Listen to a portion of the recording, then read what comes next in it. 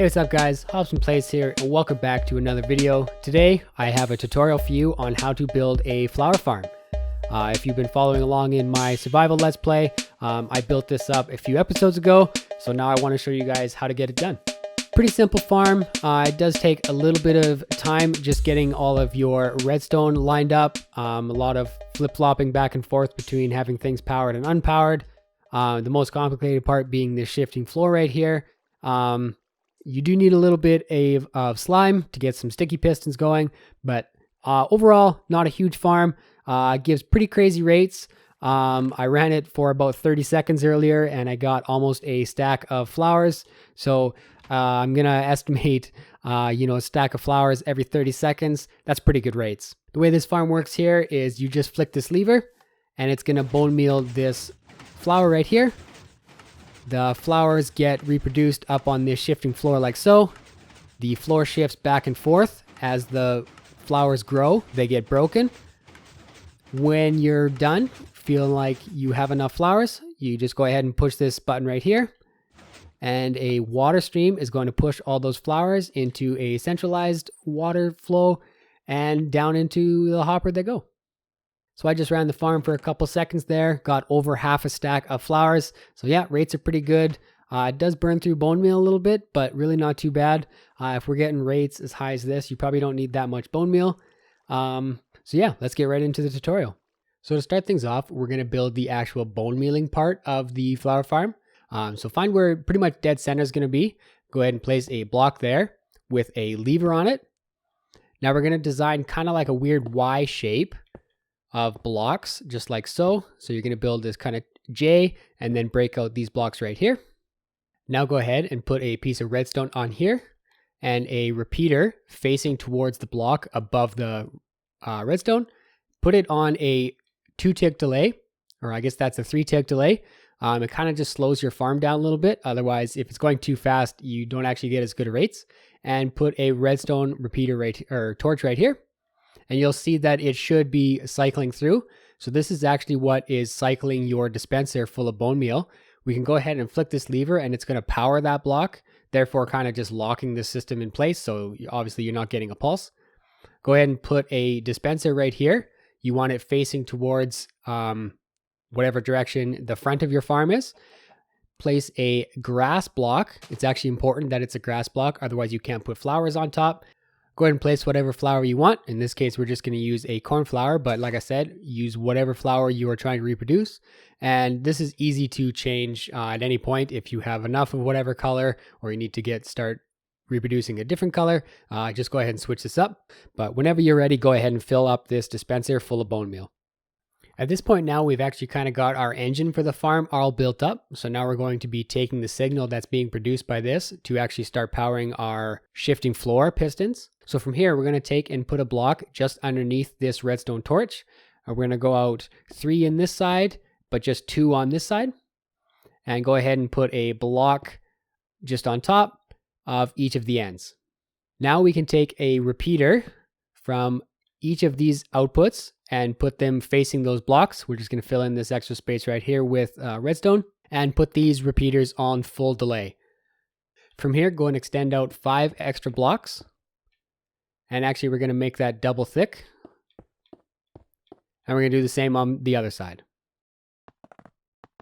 From here, take some redstone and put them all along this inner edge. And then take a repeater and put them facing away from the center of your farm on the other edge. And we're going to do this on both sides. Make sure these are just on a single or no delay. You need these to be all in sync. Now we can take a solid block and put them into these repeaters. So the repeaters are facing them and going to be powering those. And pretty much all of this is going to be mirrored. So we're going to do it on the other side as well. Take redstone torches, place them all along the blocks you just put down. And then put blocks on top of those redstone torches.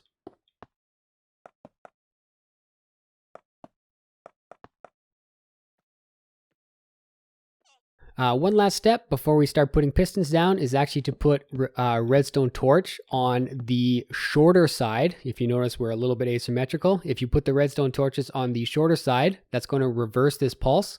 So now we can take our pistons, and actually we don't need sticky pistons for this. If you have sticky pistons, it might be handy, but you can just use regular pistons. It really doesn't matter.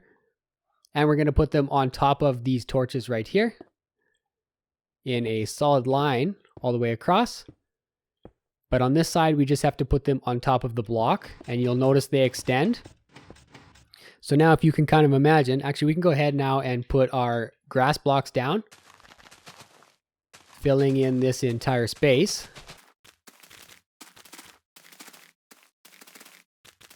So now actually that's the whole shifting floor and bone mealing part of this farm. So if we flick this lever right here, warning, it's a little bit loud. If that dispenser had bone meal in it, it would be bone mealing this flour. And you can see here the floor is shifting. When we turn this off, it's going to reset back to the way it should be. So yeah, we have our shifting floor built in now. Next step is just to put in the water flushing system to actually harvest your drops. So from here, we kind of need to block in the frame of our shifting floor. So we're going to put blocks on top of the pistons. In this case, we're going to put them on top of the extended arm of the piston. There is a slight chance your grass, when it's shifting, that it goes underneath this block right here. It actually will go away and become just a regular dirt block. But when you're not using this farm, as long as you have one patch of grass in here, you should be okay to be continuously getting grass all along this area. Just a note that though, this farm will not work if this is just regular dirt. It has to be grass blocks. From here now, let's go to the back of the farm, and we're going to place an extra set of blocks just there and a double wide layer of blocks just extending out the back of the farm like so. This extra block right here is going to block your water. So go ahead and put down some stairs. You don't have to use stairs, but I do prefer to use the waterlogged stairs. So then extend out these blocks right here that are just above the pistons. We're also going to block the front of the stairs because we're going to be waterlogging them. So go ahead and grab a bucket of water. I guess you'll need a couple buckets of water, and go ahead and waterlog all of these stairs. Now we can place a block above those stairs. Go ahead and get yourself some sticky pistons, and we're going to put them facing downwards into this block right here. And we're going to do that all the way across. Just like so. And we'll run a redstone line all the way across. And as it gets powered, it's going to power all of these pistons. From here, place a block just kind of kitty corner to this first redstone here.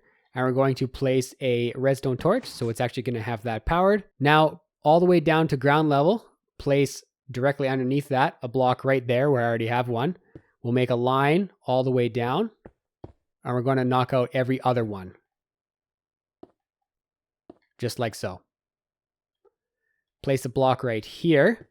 Again, we're going to have this going to be a redstone torch line. So we'll go ahead and put in redstone torches all the way up. And it should remain powered on top here. So you can see it alternates on, off, on.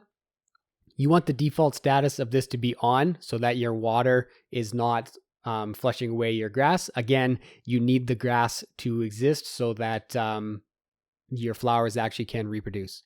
And just to double check that you've placed enough grass blocks, go ahead and unpower this line. If your water is extending past this at all, like it's flowing down, you've gone too many blocks. So either move your water sources back one or add another line of dirt and all of this piston nonsense right here. Now that we have our water flushing system in place, we actually need to get a place for the drops to go. So let's go ahead and from this block right here, we're going to create a solid line. And just cornered from that, we're going to place another line. This will be your water channel. Go ahead and pick which side you want your hopper to be on or wherever you want your items to be collected. For this tutorial, we're going to go on this side. So I'm going to place a block right here, block right there, and a source of water right here. So it's going to flow all the way across like so.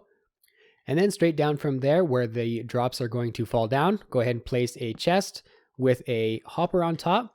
As with all my tutorials, I'm not going to put in any kind of storage system for you guys. It's really up to you. You can have this go off to some big, huge storage system for all your flowers, or you can just leave it kind of as is. From here, now you can actually take some glass blocks. This is a pretty unnecessary step, but I like to frame in my kind of drop chute just in case the off chance something does get in the way, it drops down there. You don't want other stuff getting in this hopper in your inventory. So go ahead and place a chamber of glass blocks, just like so. So now that we kind of got the item collection all figured out, we can go to the back of the farm here, and we're going to put in a kind of pulse extender for actually triggering our water collection. So go ahead and place a block right here with a button on top.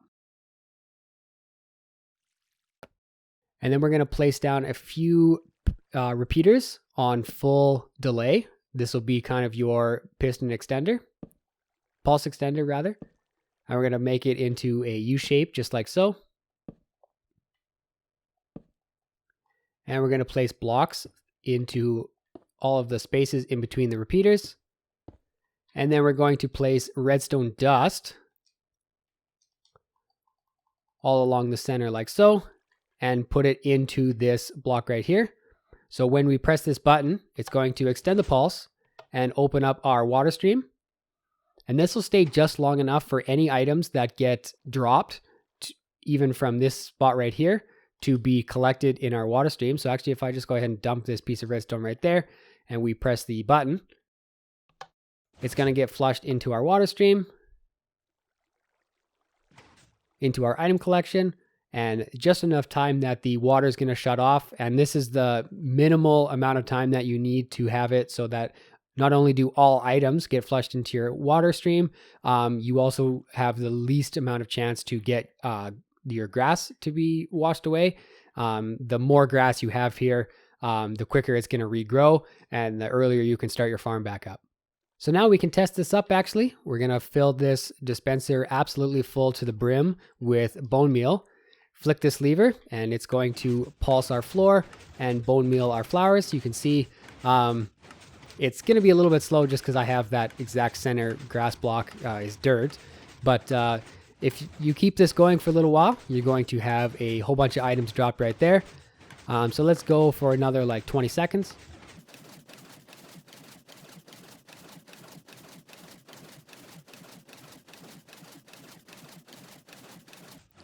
Go ahead and turn off your farm now. When it's all said and done, go ahead and press your button right here, and it should wash all of your drops into the water stream. Perfect timing, shuts off.